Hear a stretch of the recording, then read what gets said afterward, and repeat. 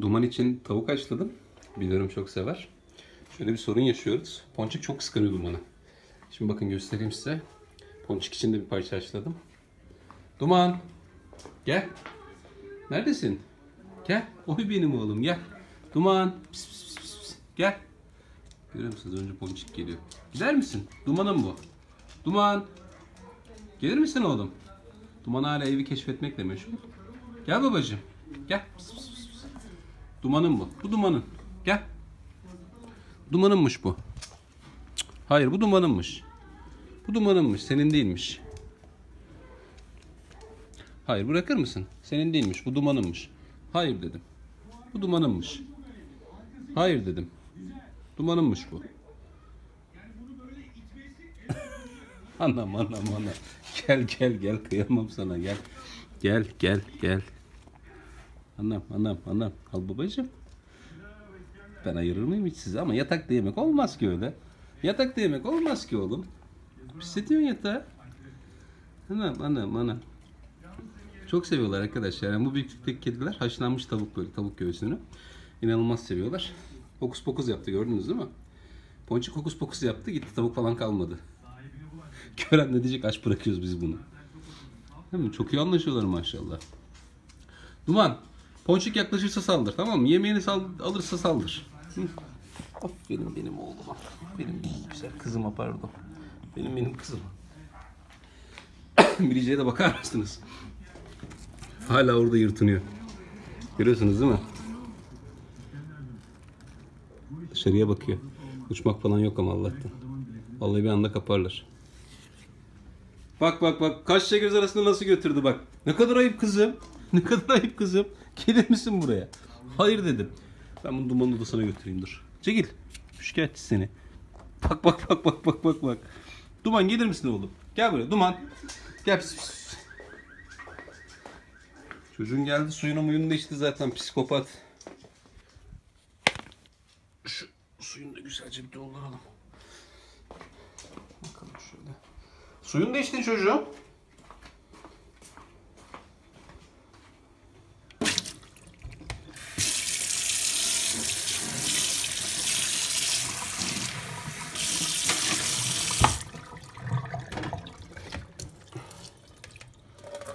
Tezgah altı arıtma var arkadaşlar.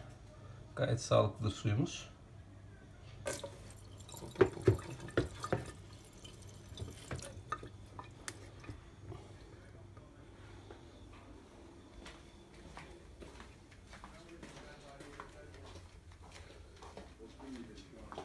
Bak ya. Ne yaptın sen kızım? Sen ne yaptın kızım? Kusura bakmayın arkadaşlar, o da biraz dağınık. Gördünüz mü ne yapmış? Gördünüz değil mi? Ya sen ne kadar şikayetçi oldun ya. Neyse şimdi o çocuk? Neyse o çocuk? He? Odayı da hatırlarsınız ama bizimkilerin küçüklük odası. Normalde benim çalışma odam. İşte DVD'ler falan. Bayağı bir zamandır uğraşamıyorum. Elektrik süpürgesi. Duman'ın getirirken kullandığım box'ı. Böyle dizayn ettik şimdilik onun için. Artık inşallah bir an önce ya ona güzel bir yuva bulacağız ya da Muğla'ya götüreceğiz ama bunu nasıl çözeceğiz bilmiyorum. Ne yaptın kızım? Ne yaptın sen? Ne yiyecek şimdi o çocuk? He? Gören diyecek biz bunu var ya aç bırakıyoruz ha. Pisliğini yaptı biliyor musunuz? Vallahi geldi gıcıkları. Ah buyur. Ne yapacak şimdi o çocuk? Gel oğlum atla üstüne. Atla üstüne. Atla döv bunu. Atla döv. Atla döv bunu atla. Gel Duman. Gel babacığım.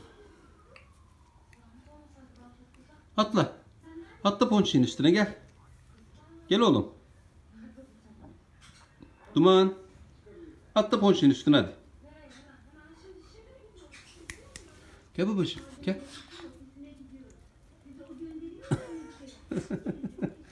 Anam. Oyunlara bak. Gel. Ponçik de. Gel Duman. Gel oğlum. Gel babacığım.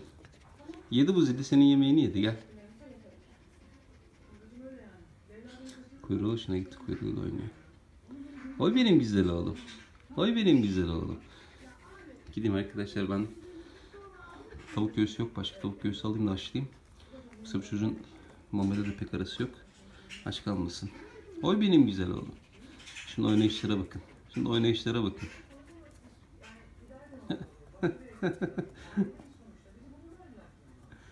Ponçikler arası iyi ya.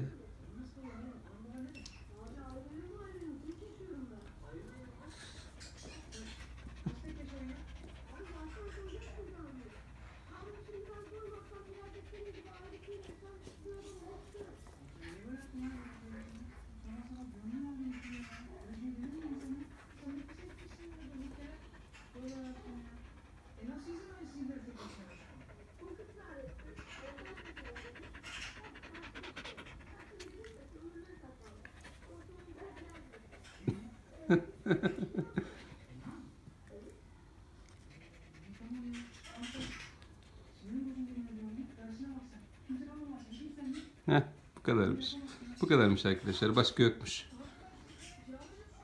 Vay taktikmiş meğer bakın. Arka taraftan geliyor. Arka taraftan geliyor görüyorsunuz değil mi? Bak bak bak bak bak bak bak.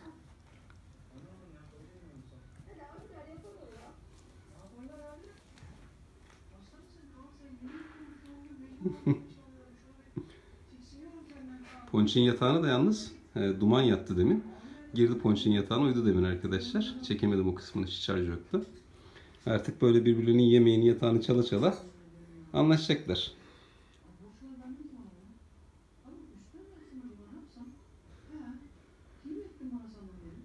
Hı.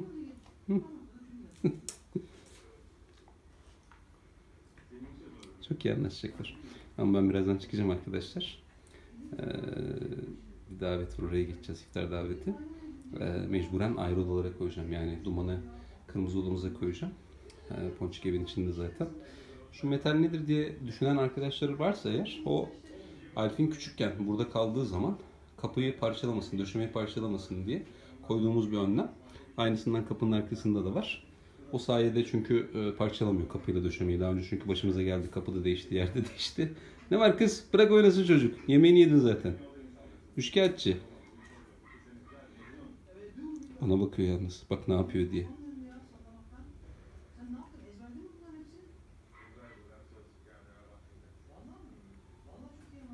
Dizük'te de Leyla ile Mecnun'un 9. bölümü var. Ona bakıyordum, tekrar bölümleri. İzlemeyen arkadaşlar varsa mutlaka tavsiye ederim.